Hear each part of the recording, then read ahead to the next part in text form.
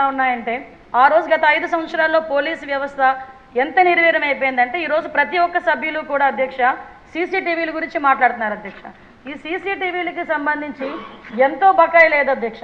కేవలం 12 కోట్ల రూపాయలు బకాయిలు చెల్లిస్తే ఇప్పుడు ఏదైతే సీసీటీవీ కెమెరాస్ ఆ రోజు గవర్నమెంట్ చంద్రబాబు నాయుడు గారు ముఖ్యమంత్రిగా ఉండేటప్పుడు ఏదైతే సీసీటీవీ కెమెరాస్ పెట్టారో దగ్గర 15,000 పైగా సీసీటీవీస్ పెట్టారో అవన్నీ కూడా నిర్వీర్యం అయిపోయి అవన్నీ కూడా పనిచేయని పరిస్థితుల్లో ఉన్నాయి అధ్యక్ష.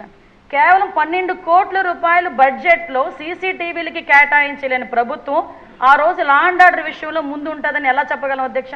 ఒకసారి ఆ 12 కోట్ల రూపాయలు కూడా అధ్యక్ష మన గవర్నమెంట్ వచ్చిన తర్వాత 12 కోట్ల రూపాయలతో పాటు గత ప్రభుత్వ ఆర్థిక సంవత్సరంలో 60 కోట్ల రూపాయల పెండింగ్ని కూడా క్లియర్ చేసి ఈరోజు సీసీటీవీలు ఏదైతే ఇన్స్టాల్ చేస్తున్నాయో వాటన్నిటినీ కూడా మళ్ళీ తిరిగి పని ప్రారంభించడానికి ఈరోజు డబ్బులు క్లియర్ చేసిన పరిస్థితి. అదేవిధంగా ఈరోజు గవర్నమెంట్ చాలా చిత్తశుద్ధితో ఎక్కడైనా ఒక క్రైమ్ జరిగితే క్రిమినల్ తప్పించుకోకూడదు, డాట్ టు డాట్ దాని ఇన్వెస్టిగేషన్ జరగాలి అని చెప్పి గౌరవ ముఖ్యమంత్రి గారు ప్రతి సమీక్షలోని కూడా పోలీస్ డిపార్ట్మెంట్ వారికి మాకు చెప్పిన నేపథ్యంలో ఏదైతే పీపీపీ మోడల్లో పబ్లిక్ వాళ్ళ సపోర్టుతోని కూడా ఈరోజు అదేవిధంగా సిఎస్ఆర్ సపోర్టుతోని సుమారుగా గవర్నమెంట్ ఇన్వాల్వ్మెంట్తోని దగ్గర 1,00,000 సీసీటీవీ కెమెరాలు పెట్టడానికి ఈరోజు ధ్యేయంగా పెట్టుకొని ఈ రోజుకి సుమారుగా 50,000 సీసీ కెమెరాలు పెట్టామని చెప్పడానికి నిజంగా పోలీస్ డిపార్ట్మెంట్ మేము గర్వపడుతున్నాం అధ్యక్ష. దీని సభ్యులందరూ కూడా మనందరం కూడా గుర్తు చేసుకోవాలి అధ్యక్ష. ముఖ్యంగా అధ్యక్ష ఏ డిపార్ట్మెంట్లో ముఖ్యంగా హోమ్ డిపార్ట్మెంట్ ఏ డిపార్ట్మెంట్కి మనం ఎంత కేటాయించినా అన్ని డిపార్ట్మెంట్స్తోనూ అనుసంధానమైంది పోలీస్ డిపార్ట్మెంట్ అధ్యక్ష. అటువంటి పోలీస్ డిపార్ట్మెంట్ని స్ట్రెంథెన్ చేసుకోవాలి. పోలీస్ డిపార్ట్మెంట్ వాళ్ళకి తగ్గిన టెక్నికల్గా సంబంధించిన టూల్స్ అందించాలి, వాళ్ళకి టెక్నాలజీ ప్రకారంగా వాళ్ళకి అన్ని సౌకర్యాలు కల్పించాలని మినిమం కామన్ సెన్స్ లేకుండా గత ప్రభుత్వం కేవలం పోలీసులను వాళ్ళకి కాపలా కాయడానికి మాత్రమే ఉపయోగించుకున్న పరిస్థితుల నుంచి ఈరోజు ఎంఓపీఎఫ్ దగ్గర అధ్యక్ష పోలీస్ బలగాల ఆధునీకరణ పథకం ఉంది అధ్యక్ష. 2021 నుంచి కూడా అధ్యక్ష విడుదల చేయలేదు అధ్యక్ష. కనీసం ₹1 విడుదల చేయలేదు అధ్యక్ష. పోలీసులు ఏ రకంగా చేస్తారు అధ్యక్ష? ఇన్వెస్టిగేషన్ ఎలా జరుగుతుంది అధ్యక్ష?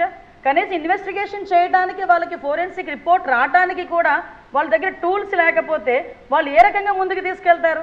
ఏ రకంగా ఛార్జ్ షీట్ వేస్తారు? ఒకసారి నేను లాస్ట్ ప్రీవియస్ హిస్టరీస్ అని చూశాను అధ్యక్ష. కేసులు 21 రోజుల్లో ఛార్జ్ షీట్ వేయాల్సిన పరిస్థితి నుంచి 6 నెలలు 7 నెలలు అయినా కూడా ఛార్జ్ షీట్లు పడిన సందర్భాలు చాలా ఉన్నాయి అధ్యక్ష. దీనికి కారణం ఏంటని అడిగితే కేవలం వాళ్ళకి ఎవిడెన్స్లు రాక ఛార్జ్ షీట్ వేయలేని పరిస్థితుల్లో ఈరోజు పోలీస్ డిపార్ట్మెంట్ ఆ రోజు ఉంది అధ్యక్ష. దానికి ఈరోజు గౌరవ ముఖ్యమంత్రి గారు ముఖ్యంగా పోలీస్ డిపార్ట్మెంట్ని స్ట్రెంథెన్ చేయాలనే ఉద్దేశంతో సుమారుగా 61,20,00,000 రూపాయలు విడుదల చేసి ఈరోజు పోలీసు బలగాల ఆధునికీకరణకి కూడా మనం ముందున్నామని చెప్పడానికి ఈరోజు గౌరవపడాలి అధ్యక్ష. అదేవిధంగా అధ్యక్ష 2024-25 సంవత్సరం అధ్యక్ష ఎంఓపీఎఫ్ కింద 42.4 కోట్లు ఆమోదించింది అధ్యక్ష. అది ప్రస్తుతం కూడా అమల్లో ఉంది అధ్యక్ష. 2025-26 మినిస్ట్రీ ఆఫ్ హోమ్ అఫైర్స్ సంబంధించి 84.97 కోట్లు కేటాయించింది అధ్యక్ష. ఆ విషయం కూడా కార్యాచరణ ప్రకటించి ఈరోజు సమర్పించడం జరిగింది అధ్యక్ష. అవి కూడా వచ్చిన తర్వాత ఏదైతే ఈరోజు పోలీస్ బలగాలకు అవసరమైన ఇన్వెస్టిగేషన్కి అవసరమైన టూల్స్ అన్నింటినీ కూడా ఇచ్చే పరిస్థితి కూడా మేము తీసుకెళ్తున్నాం అధ్యక్ష. ఇందాకే చెప్పారు సైబర్ మన మార్చల్ ఎమ్మెల్యే గారు చెప్పారు సైబర్ నేరాల గురించి. రోజు రోజుకి సైబర్ నేరాలు పెరుగుతున్నాయి అధ్యక్ష.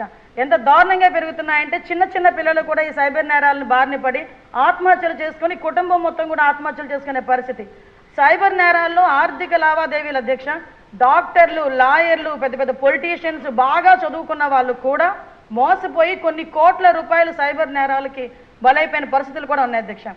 మేము వచ్చిన తర్వాత అధ్యక్ష కనీసం సైబర్ టెక్నాలజీకి సంబంధించి ఆర్ఎండి విభాగానికి సంబంధించి కూడా ₹1 కూడా ఇవ్వలేని పరిస్థితి నుంచి ఈ రోజు అధ్యక్ష 26 మొబైల్ ఫోరెన్సిక్ వ్యాన్స్ని 16.9 కోట్ల రూపాయలతో ఎంహెచ్ఏ ఆర్థిక సహాయంతో ఈరోజు సైబర్ టూల్స్ కింద మేము పంపించే పరిస్థితి తీసుకొచ్చాం అధ్యక్ష. ఈ సైబర్ నేరాలు పెరుగుతున్న నేపథ్యంలో ప్రతి జిల్లాలోని కూడా ఇంతకుముందు 3 సైబర్ పోలీస్ స్టేషన్స్ ఉండేవి అధ్యక్ష. అలాంటిది ఇప్పుడు 26 జిల్లాల్లోని కూడా 26 సైబర్ పోలీస్ స్టేషన్స్ కూడా ఏర్పాటు చేయడానికి వాటికి కావాల్సిన ఇన్ఫ్రాస్ట్రక్చర్ ఇవ్వడానికి కూడా ఈరోజు బడ్జెట్లోని కూడా ప్రవేశపెట్టడం జరిగింది అధ్యక్ష. ఈ సైబర్ నేరాలు తగ్గించడమే ఈరోజు ధ్యేయంగా పెట్టుకున్నాం అధ్యక్ష. పర్టికులర్గా ఈ సైబర్ నేరాల గురించి కూడా ప్రతి ఒక్క జిల్లాలోని ఒక్కొక్క పోలీస్ స్టేషన్ ఏర్పాటు చేసే పరిస్థితి. ఇందాకే మన ఎమ్మెల్యే గారు చెప్పారు అధ్యక్ష గాంజా విషయం. ఎందుకంటే ఎన్డీఏ గవర్నమెంట్ అధికారంలోకి వచ్చిన తర్వాత పెద్ద ఛాలెంజ్ అధ్యక్ష. ఎందుకంటే ఎటు చూసినా గాంజా, ఎటు చూసినా డ్రగ్స్. ఇంతకుముందు పరిస్థితి ఎలా ఉండేదంటే జగన్మోహన్ రెడ్డి సీఎంగా ఉండేటప్పుడు పరిస్థితి ఎలా ఉండదంటే ఎక్కడైనా గంజాయి దొరికిందంటే దాని హారిజన్ ఎక్కడ ఉంది అంటే ఆంధ్రప్రదేశ్, ఎక్కడైనా డ్రగ్స్ దొరికాయి అంటే దాని మూలాలు ఎక్కడున్నాయి అంటే ఆంధ్రప్రదేశ్.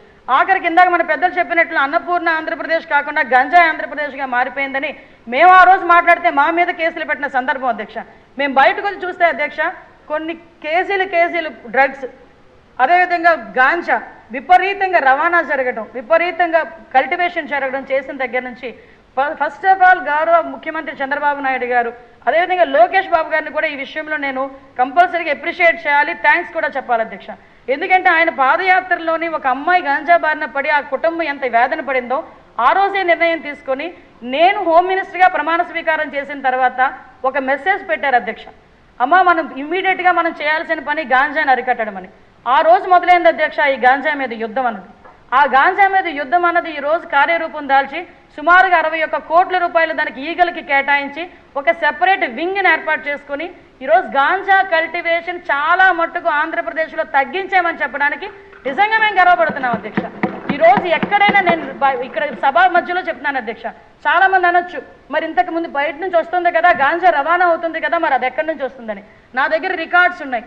అంటే ఒక రాష్ట్రం గురించి ఎలిగేట్ చేసేటప్పుడు మేము కొన్ని సిస్టమ్స్ పాటించాలి కాబట్టి కొన్ని సందర్భాల్లో మాట్లాడలేకపోతున్నాం అధ్యక్ష. కానీ రికార్డ్స్ పరంగా చూసుకుంటే అధ్యక్ష ఇప్పుడు వరకు గాంజా రవాణా ఏదైతే జరిగిందో ఆ రవాణా అన్నది మ్యాక్సిమం ఒరిస్సా నుంచి మనకి ఇక్కడికి వచ్చిందే తప్పించి మన రాష్ట్రంలో ఉండి గాంజా అక్కడి నుంచి మన బయటకు వచ్చిన పరిస్థితి అయితే ఇప్పటి వరకు కనిపించలేదు అధ్యక్ష. ముఖ్యంగా గాంజాను అరికట్టడంలో అధ్యక్ష ఏదైనా విజనరీ నాయకుడు చంద్రబాబు నాయుడు గారు అన్న విషయాన్ని సార్థకత చేసిన పరిస్థితి అధ్యక్ష.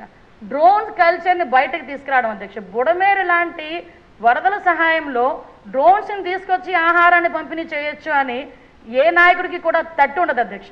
పోనీ ఆ రోజు డ్రోన్స్ని ఉపయోగించి మనం ఆ ఆహార పొట్లాల పంపిణీ దగ్గర నుంచి ప్రజల సంక్షేమం గురించి మనం ఉపయోగిస్తే అదే డ్రోన్స్ని ఉపయోగించి నేరాలను ఎందుకు అరికట్టలేము, ఎందుకు గాంజాయిని అరికట్టలేము అని చెప్పి డిపార్ట్మెంట్ వాళ్ళకి కూర్చొని ఆయన పెద్ద పోలీస్ ఆఫీసర్లా ఈరోజు అందరికీ కూడా సూచనలు ఇచ్చి ఈ రకంగా వెళ్ళండి అని డాట్ టు డాట్ కనెక్ట్ చేసి ఇచ్చిన పరిస్థితి అధ్యక్ష. ఈ రోజు ఆ రిజల్ట్ మేము చూస్తున్నాం అధ్యక్ష.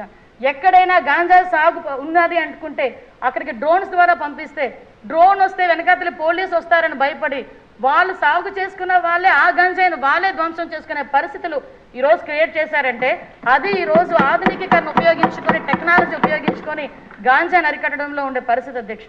ఈరోజు గాంజా మనకి ఏదైనా గాంజా ఉపయోగించిన గాంజా సరఫరా చేసిన ఈరోజు పీడీ యాక్ట్ పెట్టాలని లాస్ట్ అసెంబ్లీలో తీర్మానం పెట్టుకొని గాంజా ఎవరైతే తీసుకుంటున్నారో ఎవరైతే రవాణా చేస్తున్నారో ఎవరైతే పండిస్తున్నారో వాళ్ళందరి మీద కూడా పీడీ యాక్ట్ పెట్టడానికి కూడా ఈరోజు మనం సిద్ధపడి ఈరోజు అది కూడా సెంట్రల్ గవర్నమెంట్కి పంపించుకునే పరిస్థితి ఉంది అధ్యక్ష.